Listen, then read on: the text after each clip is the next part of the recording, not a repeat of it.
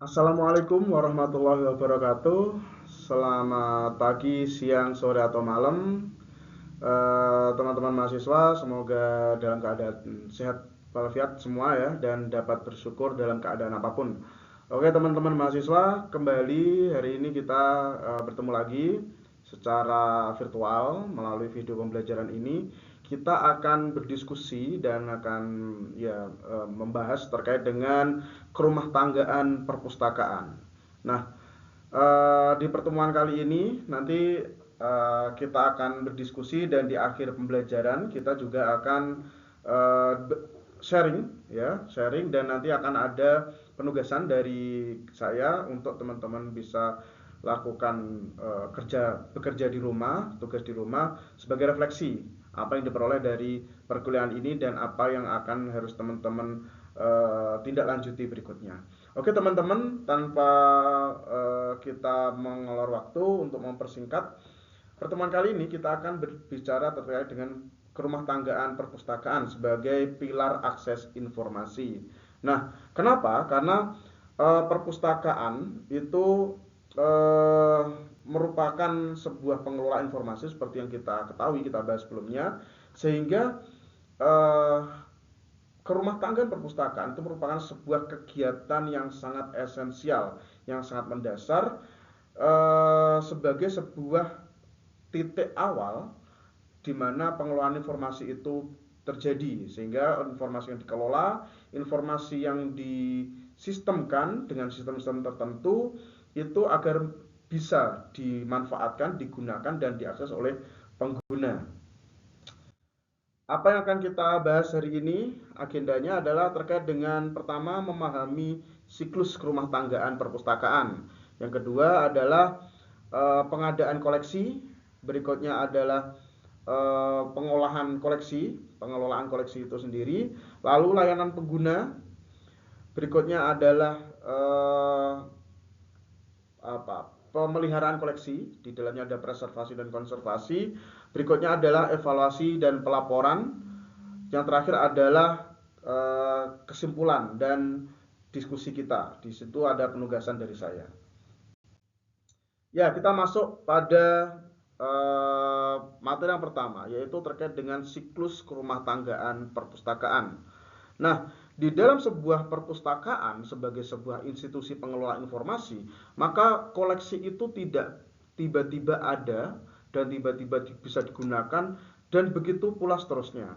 Maka siklus inilah yang kemudian disebut sebagai kerumah tanggaan. Kita mengenal rumah tangga, di dalamnya ada kegiatan kegiatan sehari-hari gitu ya, ada kegiatan rutinitas gitu.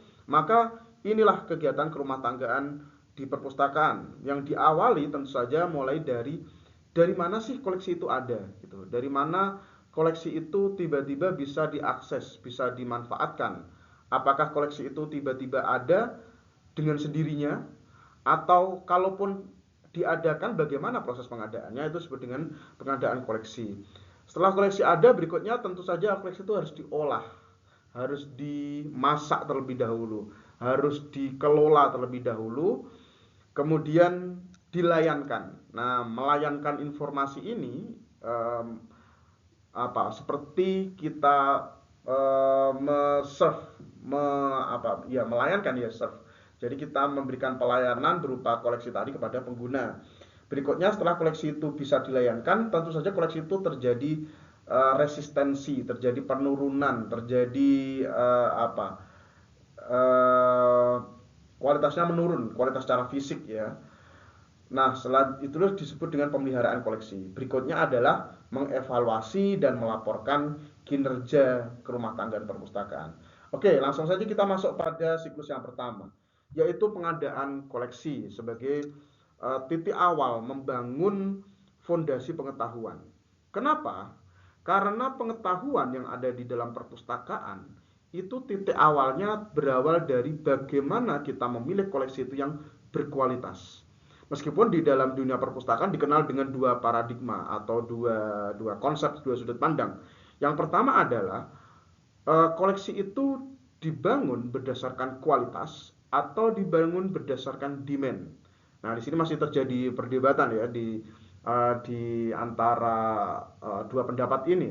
Karena kalau kita membangun sebuah kualitas, maka tentu saja pengetahuan yang ada di dalamnya itu akan sangat kental, akan sangat kaya gitu. Nah, tetapi kalau kita berdasarkan demand, tentu saja berdasarkan permintaan. Sesuatu yang berkualitas belum tentu diminta oleh pemustaka, oleh pengguna. Tetapi sesuatu yang berkualitas tadi tentu saja memiliki bobot, memiliki nilai gizi ya, memiliki kandungan yang takaran pengetahuannya itu memiliki kualitas tinggi. Tetapi itu tidak bisa menjamin apakah tingkat penggunaannya, tingkat aksesnya itu juga tinggi, karena kita tidak bisa menafikan hal tersebut, bahwasanya salah satu titik tolak atau tolak ukur sebuah perpustakaan adalah kebermanfaatannya. Nah, di satu sisi pengadaan koleksi juga ada menggunakan paradigma demand, permintaan, sehingga pada dua diskursus ini merumuskan sebuah konsep yang memadukan dua diantaranya, yaitu membuat sebuah user analis pengguna gitu, sehingga pengguna kita analisis permintaannya itu apa, segmen-segmen pengguna itu seperti apa, apakah penggunanya itu mahasiswa, dosen, karyawan, atau pelajar, atau ibu rumah tangga gitu.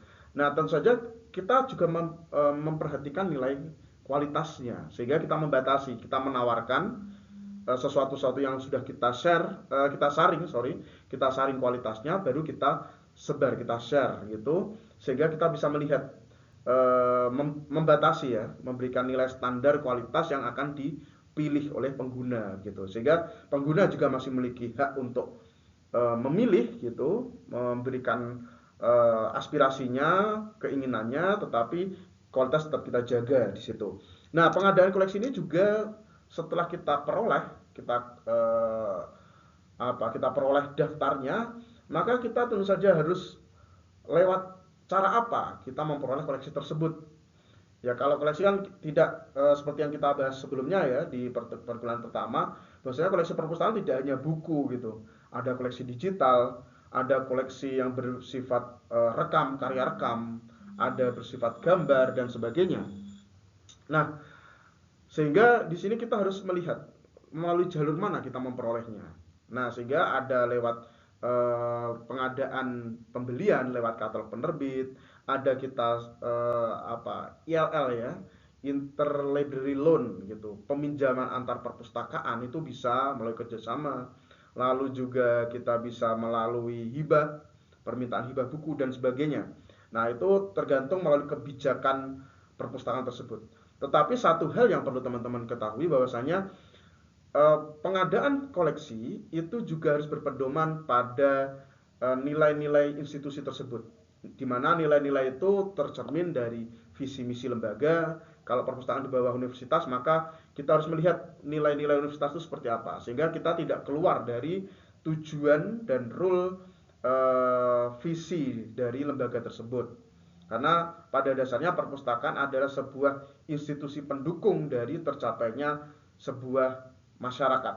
Jadi ketika masyarakat memiliki visi, misal negara memiliki visi, maka perpustakaan nasional itu harus mendukung visi dari negara tersebut. Misal memajukan kesejahteraan umum, mencerdaskan kehidupan bangsa, maka perpustakaan memiliki tanggung jawab di situ. Gitu. Nah, setelah koleksi tersebut kita miliki, kita peroleh, maka tentu saja step berikutnya, langkah berikutnya adalah pengolahan koleksi, yaitu mengatur akses informasi. Tentu saja teman-teman bisa membayangkan sebuah koleksi yang sudah kita peroleh, yang sangat mungkin tidak sedikit, ya jumlahnya tidak sedikit, akan sangat sulit untuk kita akses, kita cari, kita temukan, kita dapatkan, ya kita akses, kita dapatkan lagi informasinya. Maka koleksi tersebut harus kita olah. Bagaimana cara mengolahnya? Maka ada berbagai aspek, ada berbagai kegiatan di situ. Mulai dari bagaimana sistem temu kembalinya. Sehingga sistem temu kembali ini perlu kita gunakan langkah pertama, yaitu mengklasifikasi. Lebih detail nanti akan kita bahas di perkuliahan mata kuliah klasifikasi ya. layanan subjek dan klasifikasi pada dasarnya adalah kita mengelompokkan. Jadi kita kelompokkan informasi-informasi tersebut, koleksi-koleksi tersebut pada sesuai dengan kelasnya. Apakah kita kelaskan berdasarkan subjeknya, atau berdasarkan bentuk fisiknya, warna, ukuran, dan sebagainya. Seperti itu. Nah, alat bantu apa yang bisa digunakan? Banyak. Sistem klasifikasi ada UDC, DDC, LO, Library of Congress, LOC, gitu, dan sebagainya. Nah, setelah itu kemudian tentu saja kita labeli agar kita pemustaka dan kita sebagai pengelola bisa mengetahui dan memanfaatkannya secara maksimal. Nah, setelah koleksi itu diolah lalu dilayankan, nah tahap berikutnya adalah melayankan kepada pengguna, memberikan pelayanan, menghubungkan sumber daya. Kita tidak akan bisa memberikan sumber daya yang kita miliki, tidak akan bisa diakses kalau tidak kita layankan. Itu jelas secara logika gitu, secara logis itu jelas. Sehingga kita harus menghubungkan melalui layanan pengguna. Nah, layanan pengelolaan tadi disebut istilah lainnya adalah layanan teknis gitu. Nah, ini adalah layanan pengguna. Mulai dari sirkulasi itu pinjam kembali koleksi itu ya. Lalu mengurus keanggotaan, kartu anggota, lalu mengurus bebas pustaka gitu ya, dan sebagainya. Sehingga pelayanan ini yang menjadi salah satu wajah perpustakaan. Selain koleksinya yang berkualitas dan beragam, lalu koleksinya yang bisa dimanfaatkan, bisa diakses dengan mudah dengan sistem tadi. Selain itu juga pelayanan yang prima. Nah, layanan prima ini tentu saja memiliki indikator dan tolak ukur yang sangat beragam ya. Ya tentu saja dengan memberikan nilai lebih, dengan memberikan pelayanan yang lebih dari apa? Lebih dari yang diharapkan, ekspektasi pengguna. Ketika pengguna memiliki ekspektasi, oh saya mau meminjam kamus, meminjam naskah, meminjam koleksi untuk saya pelajari, saya pinjam selama 2 hari, 3 hari. Ternyata tidak hanya itu yang diperoleh. Apa yang diperoleh? Misal seorang pengguna memperoleh layanan referensi atau layanan telusur ulang atau telusur lanjutan. Misal setelah seorang pemustaka mendapatkan kamus Indonesia Prancis misal, lalu oleh pustakawan diberikan rekomendasi, mungkin bisa membaca juga ensiklopedi terkait dengan Indonesia Prancis. Nah, itu adalah layanan prima, layanan yang lebih dari ekspektasi pengguna. Nah, tahap berikutnya adalah tentu saja koleksi tersebut mengalami penyusutan, mengalami pengurangan dari segi fisik maupun informasinya.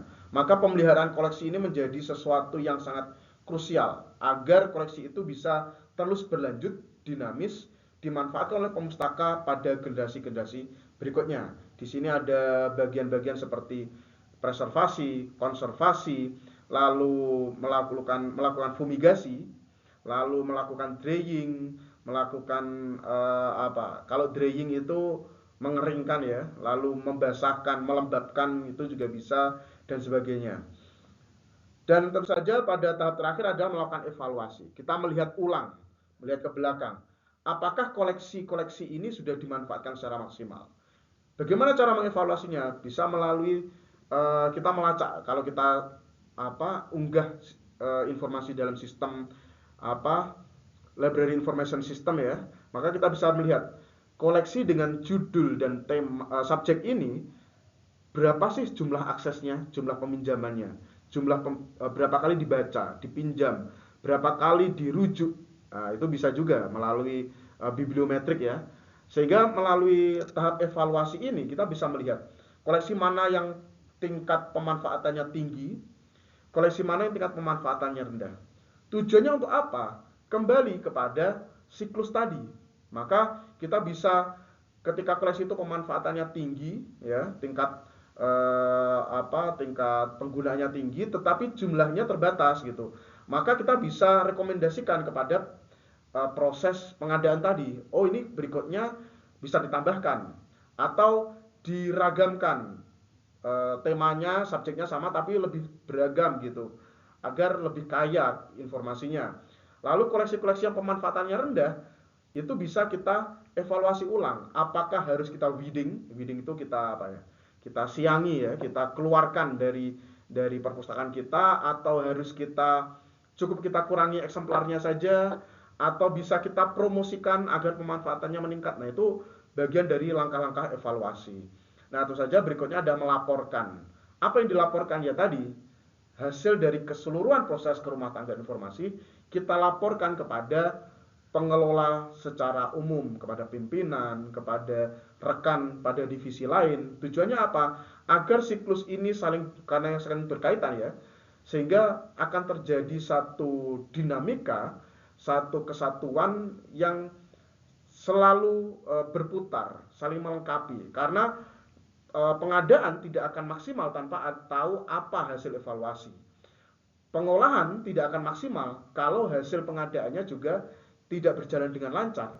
Pelayanan tentu saja tidak akan bisa maksimal melayani kalau yang diadakan, yang diperoleh, yang dibeli itu tidak berkualitas dan tidak dikelola dengan maksimal, maka akan memberikan informasi dengan tidak maksimal juga.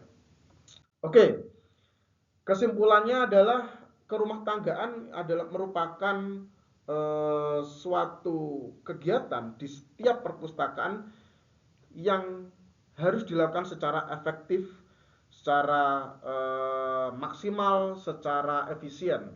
Tujuannya hanya satu sebenarnya, untuk memaksimalkan akses dan pemanfaatan koleksi. Karena hidup dan matinya perpustakaan adalah pada pemanfaatan informasi tadi. Informasi terkandung dalam koleksi, yang kemudian ketika informasi itu menjadi sangat kaya, dimanfaatkan secara maksimal, maka akan terwujudlah suatu komunitas, suatu masyarakat informasi yang menjadi base core dari perpustakaan itu sendiri, membentuk suatu komunitas atau masyarakat informasi. Nah, selanjutnya tindakan yang teman-teman bisa lakukan atau penugasannya adalah silakan teman-teman nanti mengakses link yang sudah saya kirimkan di deskripsi video ini ya. Nanti bisa teman-teman lihat di deskripsi video. Di situ nanti akan teman-teman temui di Google Classroom. Langkah apa selanjutnya bisa teman-teman kembangkan dalam siklus kerumah tanggaan informasi ini di era digital. Kira-kira apa yang bisa dikembangkan, apa yang bisa diinovasikan dari siklus kerumah tanggaan perpustakaan ini. Begitu, nanti di situ juga akan ada kuis untuk meninjau atau melihat sejauh mana pengetahuan atau daya tangkap teman-teman dari perkuliahan kita pada hari ini. Oke, mungkin segitu teman-teman apa yang bisa saya sampaikan. Apabila ada salah dan kurang lebihnya saya mohon maaf. Tentu saja teman-teman bisa tulis di kolom komentar apa yang harus kita diskusikan terkait dengan kerumah tanggaan perpustakaan ini. Oke, cukup dari saya. Saya akhiri. Wassalamualaikum warahmatullahi wabarakatuh.